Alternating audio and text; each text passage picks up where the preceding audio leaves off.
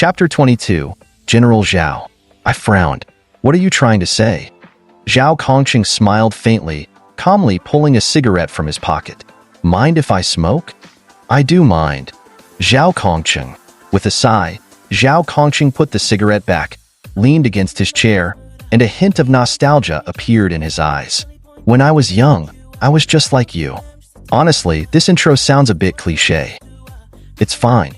Go on. When I was 6, my father passed away from illness. My mom worked 2 jobs just to barely get by and raise me. Zhao Kongqing rubbed his cigarette case, his tone very calm. Back then, life was slow. My mom hoped I'd finish middle school, then come back to be a village official, marry a nice girl, have a few kids, and live a happy family life. You know, when you're young, you always go through a rebellious phase. I graduated from middle school with good grades. Becoming a village official wouldn't have been too hard, but despite her objections, I decided to become a soldier. She didn't really object, though she seemed a bit unhappy. On the day I left, she stood at the door silently watching me. As I walked down the path behind the house, she kept watching. When I reached the village entrance, she was still watching. Later, when I got to the bus station in the city, I couldn't let go. So I snuck back to take another look, and she was still standing there, staring into the distance where I had gone. Honestly, at that moment, I really considered staying, but in the end, I steeled myself and went to join the army. Zhao Kongqing sighed deeply, continuing, over time. I got promoted, joined the special forces, and due to my skills in close combat, I was transferred to the night watchman. Later, during a break, I went back home to see my mom, and I found out. Zhao Kongqing paused suddenly. Lin Xie cautiously asked, "Your mother passed away?" "No, she remarried." Lin Xie. My mother was exhausted from overworking when she was young. She had hoped I'd come back to be an official to help take care of her. But at that time, I didn't think about that and chose to become a soldier.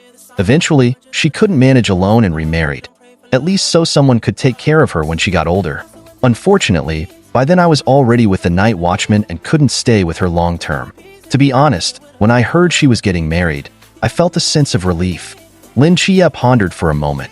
"So, what's the point of you telling me all this?"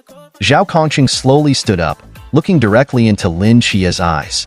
"We all have things we cherish, but as we grow, we tend to subconsciously overlook them, getting distracted by other things. I was like that once, but you're different, Lin Xie. You're smarter and more understanding than I was. You want to stay with your family and be with them. That's truly admirable. Since you've chosen this path, stick with it. Let us handle protecting the world." He turned and picked up a leather pouch from the table, handing it to Lin Xie. "I just met your aunt. In this era, people like her are rare. I know your family's situation, so take this money." Without hesitation, Lin Xie said, "I don't want it. I'm a night watchman. I don't need money." "Neither do I. This is for your aunt. You have to take it." "My aunt won't accept it either." Zhao Kongqing's mouth twitched slightly, and he and Lin Xie stared at each other, neither giving in. After a long pause, Zhao Kongqing spoke again. "Lin Xie, I'm getting old, and I can't bear to see the regrets of my past repeating themselves, even if it's in someone else's life." "Then you can close your eyes and not look," Lin Xie said firmly. "Even though we're poor, we have our principles. I won't accept money from a soldier. Besides, my eyes are better now. I have the ability. I won't let regrets happen." Zhao Kongqing opened his mouth as if to say something, but ultimately just gave a wry smile. "Isn't it better to use this money for your wife and kids?" Lin Xie asked again. "I told you, the benefits for night watchmen are great. Even if I die on the battlefield, my wife and kids will never worry about food and clothing for the rest of their lives. They'll also be able to attend good universities and have a bright future." Zhao Kongqing, finding it impossible to convince Lin Xie, put the leather pouch back. "Don't you have any dreams of your own?" "My dreams?" Zhao Kongqing sat back in his chair, raising his eyebrows. "I've had dreams since I was a child." "What are they?" "To become a general in the military, to wear a uniform adorned with countless medals, and return to my village in glory, showing those who looked down on my mom that her son is a general." Zhao Kongqing's eyes sparkled with excitement. Lin Xie was taken aback. For some reason, Zhao Kongqing reminded him of Li Yifei. They seemed to be cut from the same cloth. "Have you achieved that now?" "Not yet. I'm still far from it," Zhao Kongqing said with a bitter smile. "And as a night watchman, I can't flaunt my medals. That dream will always remain just a dream. Lin Chia fell silent. All right, if that's the case, I should be going. Zhao Kongqing stood, walking up to Lin Chia and extending his right hand. Wish you a bright future, Lin Chia. Lin Chia stared at Zhao Kongqing's face, which didn't seem so oily anymore. He reached out and shook hands firmly. Wish you a day covered in glory, General Zhao. Zhao Kongqing smiled, turned, and walked out the door. Wait, your badge. Lin Chia called out, picking up the badge from the table and waving it. Zhao Kongqing slapped his forehead. Look at me, almost forgot. This is my lifeline. Zhao Kongqing took the badge, glanced at it, and seemed to remember something. By the way, did you see the words on the back? Yes. So, isn't it impressive? Very impressive. Did you write it?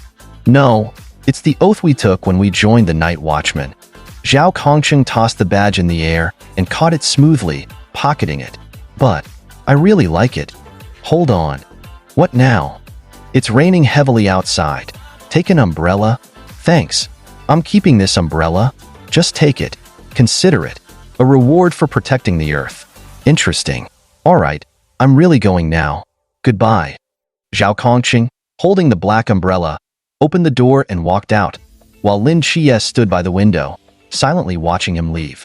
In the rain, Zhao Kongqing rubbed the badge in his pocket and softly recited, If the dark night comes, I will stand before the countless, sword drawn to the abyss, blood staining the sky. The rain continued to pour. Zhao Kongqing, unfazed, sat into the black SUV, pulled out a cigarette, and prepared to enjoy a brief moment of peace. At that moment, his earpiece suddenly crackled to life. A man's voice came through. His hand holding the cigarette trembled, and his pupils contracted sharply. So, no matter how many people were sent to the city center, it would never be enough. The old residential area had fewer people, and they were more dispersed. Even if the masked king came here, it would take time to recover and the risk of exposure was lower. In this situation, Wu Xiangnan's decision to send people to the old residential area was quite considerate. Now, he had to hurry to evacuate the residents of the old residential area. It was a race against time. Zhao Kongqing dashed through the rain, moving with astonishing speed. The falling raindrops splashed on the briefcase he was carrying, creating sparkling droplets. Not far ahead, the familiar sight of the low building grew clearer. Just moments ago, he had come from there. Zhao Kongqing's mind was filled with complex emotions. By now, the family should be starting dinner. He remembered there were sweet and sour ribs, tomato scrambled eggs, and dry-fried green beans. And he had washed those green beans.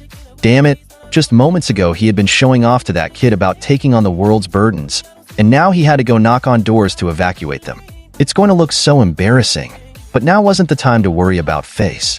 Zhao Kongqing sped forward through the rain, but just then, a nauseating stench suddenly filled his nostrils.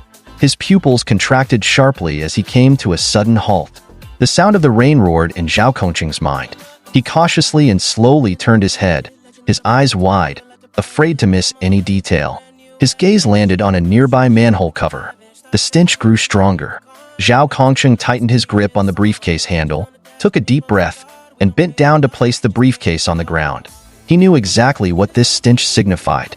Report, Watcher Zhao Kongqing has detected the masked king in the old residential area. He spoke calmly into his earpiece. As he spoke, he pressed a button on the briefcase. Click dash. The briefcase popped open, revealing 3 neatly arranged and brand new signs. Zhao Kongqing lifted the 3 signs, setting one down on the spot and then darting off to the other side.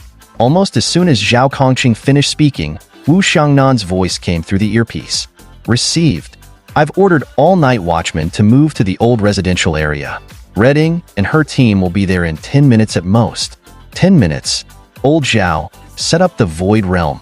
To temporarily trap it, Zhao Kongqing placed the second sign, running towards the third corner of the triangle as he spoke helplessly, Xiangnan, the Void Realm, is for concealing battles, not for trapping. It can't contain the masked king for 10 minutes. Gurgle, gurgle, gurgle.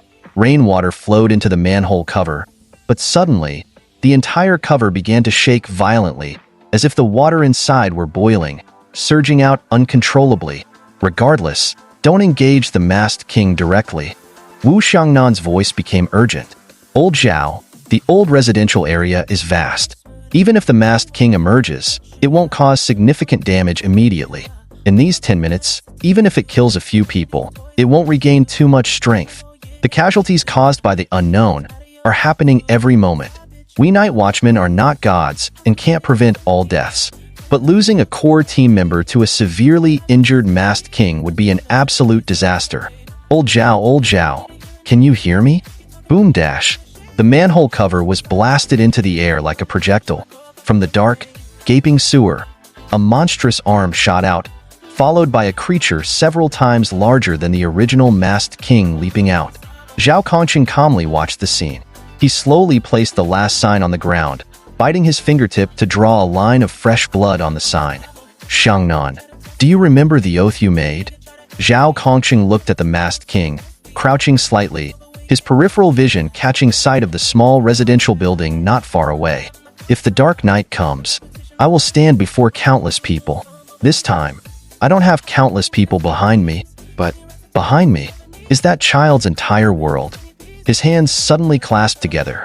An invisible canvas enveloped the small triangle. Forbidden Void. Void Realm.